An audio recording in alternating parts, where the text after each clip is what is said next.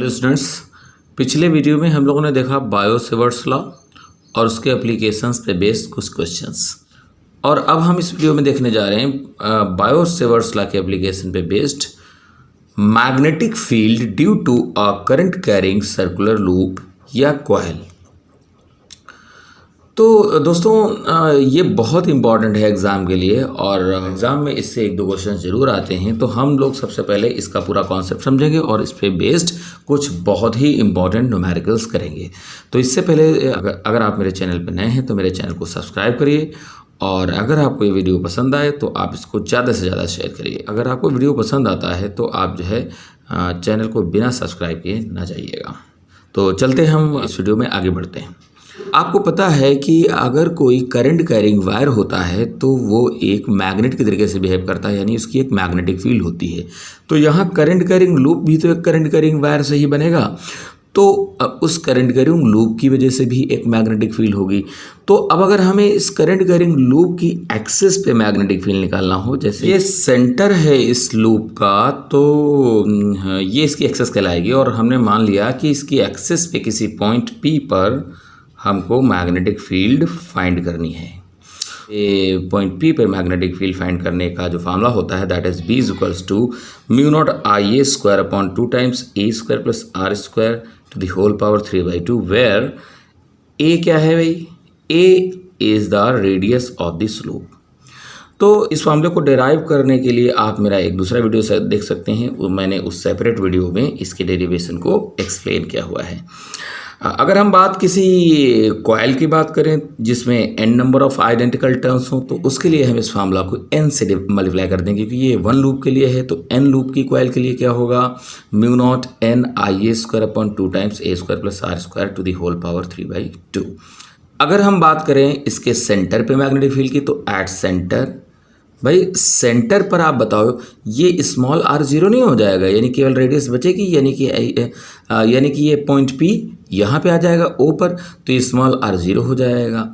तो अब इस एट सेंटर हम कहेंगे स्मॉल r इक्वल्स टू 0, तो उस केस में हम इस फार्मूले में ज़रा रखते हैं, आ जाएगा B equals to mu naught IA square upon 2 times r तो बढ़ जाएगा, तो that is A square to the power 3/2, 2 cancel, तो ये आ जाएगा B equals to mu naught IA square upon 2A की पावर 3, तो ये A स्क्वायर और ये कैंसिल, तो आप आंसर आ गया सेंटर के लिए मैग्नेटिक फील्ड आ गया म्यू नॉट I/2A। ये हो गया magnetic field at centre of the loop. अगर हम कॉइल की बात करें तो यहाँ n से मल्टीप्लाई कर देंगे, ठीक इसी तरीके से। तो अब हम चलते हैं इस पे बेस्ड कुछ इंपॉर्टेंट न्यूमेरिकल्स पर, जो कि वो एग्जाम में बहुत आते हैं। फिर से मैं आपको याद दिला रहा हूँ कि अगर आपको वीडियो अच्छा लग रहा है तो आप इस चैनल को सब्सक्राइब करें, ताकि आपको इसी तरीके के इंटरेस्टिंग वीडियोज़ और इंपॉर्टेंट क्वेश्चंस मिलते रहें। पहला क्वेश्चन है, two concentric semi circular loops of radii A1 and A2 carry the same current I as shown.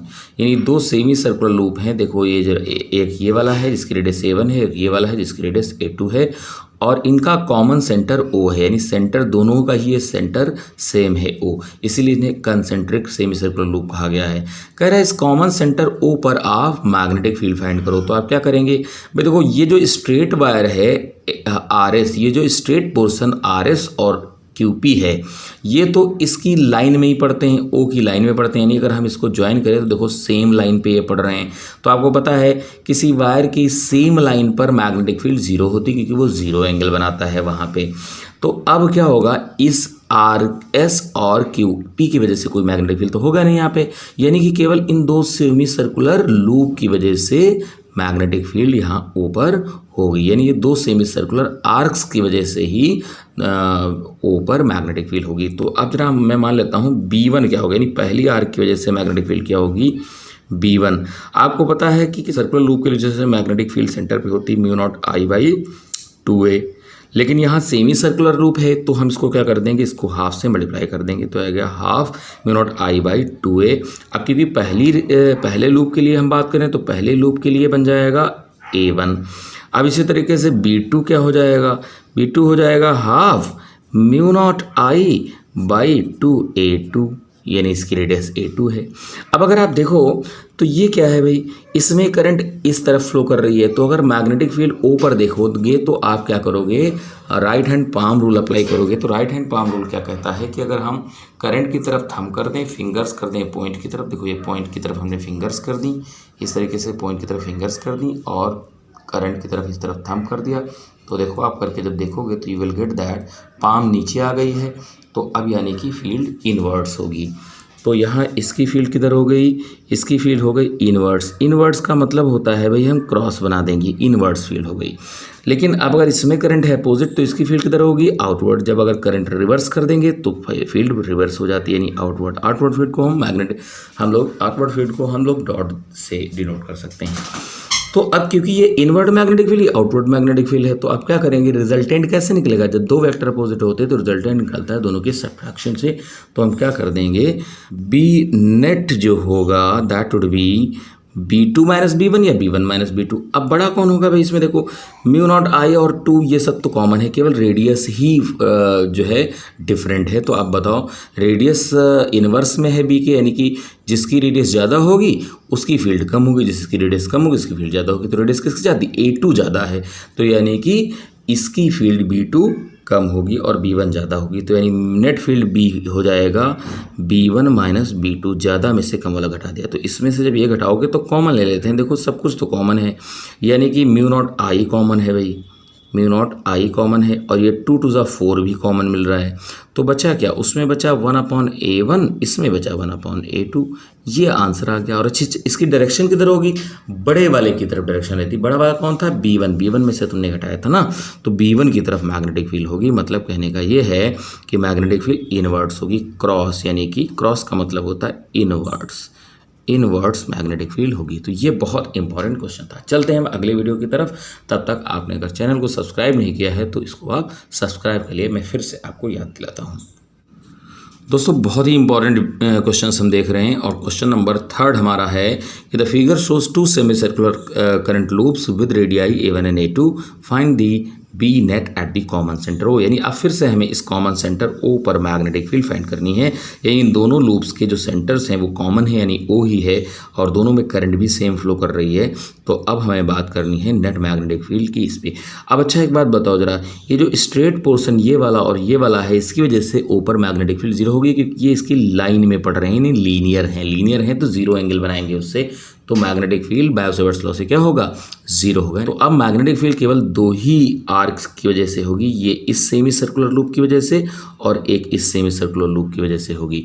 तो अब जरा हम देखते हैं, यहाँ पे एट O निकालते हैं हम, एट O B1 क्या होगी, मतलब पहले वाले लूप की वजह से मैग्नेटिक फील्ड। तो ये जो पहला वाला सेमी सर्कुलर लूप है, इसकी वजह, पहला वाला सेमी सर्कुलर लूप है, इसकी वजह से मैग्नेटिक फील्ड क्या होगी भाई, आप बताओ जरा। फार्मूला होता है पूरे सेमी सर्कुलर लूप का म्यू नॉट I/2a।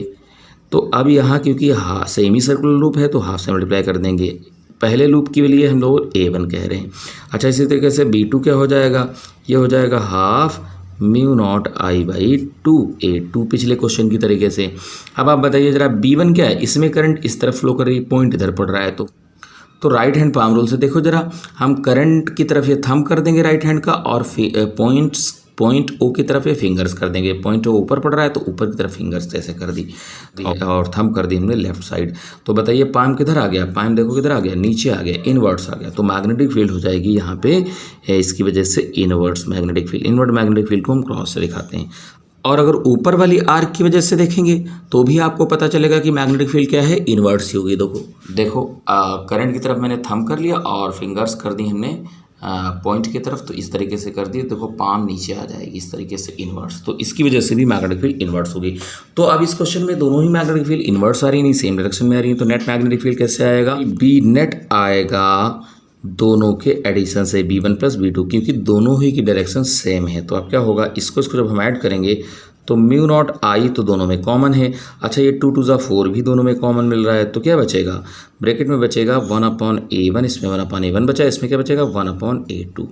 अच्छा ये मैग्नेटिक फील्ड यानी जो नेट मैग्नेटिक फील्ड है किधर आएगा, ये जो है क्योंकि दोनों एक ही तरफ थे, इनवर्ट्स थे, तो इसकी भी मैग्नेटिक फील्ड इनवर्ट्स आएगी, यानी नेट मैग्नेटिक फील्ड भी किधर आएगी, इनवर्ट्स आएगी। क्रॉस का मतलब इनवर्ट्स होता है और डॉट का मतलब आउटवर्ड्स होता है। तो स्टूडेंट्स ये क्वेश्चन भी काफ़ी इंटरेस्टिंग है। इसमें क्या कह रहा है, इसमें कह रहा है magnetic field at centre O निकालना है और इसमें करंट आई फ्लो कर रही है। देखो जरा इसमें जो है एक सेमी सर्कुलर आर्क है और जिसका सेंटर ओ है और ये दो स्ट्रेट पोर्शंस भी हैं वायर के और सभी में करंट आई फ्लो कर रही है। आपको नेट मैग्नेटिक फील्ड बतानी है ओ पर। तो पहले क्या था, पहले तो स्ट्रेट पोर्शन की वजह से मैग्नेटिक फील्ड जीरो हो जाया करता था क्योंकि वो स्ट्रेट पोर्शन की लाइन में ही पॉइंट हुआ करता था। इस बार क्या है, ये पॉइंट ओ जहाँ पे मैग्नेटिक फील्ड फाइंड करनी है ये इस स्ट्रेट पोर्शन की लाइन में तो नहीं है, यानी उससे तो 90 डिग्री एंगल पे है, यानी इसकी मैग्नेटिक फील्ड जो यहाँ पे होगी स्ट्रेट पोर्शन की मैग्नेटिक फील्ड जो यहाँ ओ पर होगी ये जीरो नहीं होगी। इसी तरीके से इस वाले स्ट्रेट पोर्शन की भी मैग्नेटिक फील्ड यहाँ पे जीरो नहीं होगी। लेकिन क्योंकि ये दोनों स्ट्रेट पोर्शंस इक्वल लेंथ के हैं और इनकी जो मैग्नेटिक फील्ड्स ओ पर होगी वो इक्वल एंड अपोजिट होगी, तो इनकी वजह से नेट मैग्नेटिक फील्ड जीरो हो जाएगी। आप देखेंगे इसकी मैग्नेटिक फील्ड अगर देखना चाह रहे हैं तो देखो थंब मैंने राइट साइड कर दिया, ऐसे थंब मैंने राइट साइड कर दिया, फिंगर्स ऊपर की तरफ कर दी, तो देखो मैग्नेटिक फील्ड ऊपर आ रहा है। भाई देखो राइट साइड क्या है, करंट है और ऊपर की तरफ पॉइंट है, तो इसकी मैग्नेटिक फील्ड ऊपर आ रही है। जबकि इसकी अगर बात करें तो इससे ये पॉइंट नीचे पड़ रहा है, यानी डाउनवर्ड्स पड़ रहा है। तो अब अगर देखेंगे इसके लिए मैग्नेटिक फील्ड कैसे निकालेंगे, ये करंट देखो ऐसे करंट जा रही है, ये देखो करंट ऐसे जा रही है और फिंगर्स नीचे की तरफ होंगी, तो फील्ड देखो कैसे आ जाएगा, नीचे आ जाएगा क्योंकि पाम नीचे आ गई है, इस बार इनवर्ड्स फील्ड हो जाएगी। तो अब इसकी मैग्नेटिक फील्ड आउटवर्ड्स, इसकी इनवर्ड्स और दोनों इक्वल एंड अपोजिट हैं, तो वो क्या हो जाएगी, नेट फील्ड जीरो बना देंगे दोनों। तो अब यहाँ पे जो नेट मैग्नेटिक फील्ड होगी सेंटर ऊपर वो केवल इस आर्क की वजह से होगी जो कि एक सेमी सर्कुलर आर्क है। तो आप कहेंगे at point O B net क्या हो जाएगी, बी नेट हो जाएगी पूरे सर्कल की वजह से magnetic field mu not I by 2a होता है। अब यहाँ क्योंकि सेमी सर्कल है तो हाफ से मल्टीप्लाई करते हैं तो बन जाएगा mu not I by 4a। अच्छा अब इसकी डायरेक्शन क्या होगी, करंट की तरफ मैंने कहा था आप थंब कर लिया करो, करंट नीचे आ रही है और पॉइंट पड़ रहा है इसके राइट साइड। तो अब बताओ, तो अब यहाँ पे राइट हैंड्स को इस तरीके से करोगे, करंट नीचे आ रही है, तुमने थंब नीचे कर दिया और फिंगर्स मैंने कर दिया उस पॉइंट ओ की तरफ, तो पाम ऊपर आ गई। तो अब यानी इसकी वजह से नेट मैग्नेटिक फील्ड जो होगी वो नेट मैग्नेटिक फील्ड तो ये है, लेकिन इसकी डायरेक्शन क्या होगी, ऊपर की तरफ होगी क्योंकि पाम ऊपर आ गई थी। ऊपर मतलब ये हमने सर्कल बना दिया, यानी कि हम कह देंगे आउटवर्ड्स कह देंगे हम लोग। ये हो गई नेट मैग्नेटिक फील्ड। चलते हैं हम लोग क्वेश्चन नंबर 4 पे। तो हमारा अगला क्वेश्चन है कि find the magnetic field at centre O of arc QS which is supported by two straight wires PQ and ST as shown. तो देखो जरा ये दो वायर्स PQ और ST हैं और इस आर्क QR को सपोर्ट कर रहे हैं। तो अब इस पूरे वायर PQ ST की वजह से सेंटर O पर मैग्नेटिक फील्ड फाइंड करनी है। अब आपको पता है, यहाँ देख सकते हैं कि PQ और RS जो है ये सेंटर O के रिस्पेक्ट में लीनियर है। देखो ये इस वाली लाइन पे भी पड़ रहा है और इस वाली लाइन पे भी पड़ रहा है, तो ये सेंटर O पर मैग्नेटिक फील्ड जीरो बनाएंगे अकॉर्डिंग टू बायो-सेवर्ट्स लॉ। तो अब जो नेट मैग्नेटिक फील्ड होगी सेंटर O पर ये केवल इस आर्क की वजह से होगी।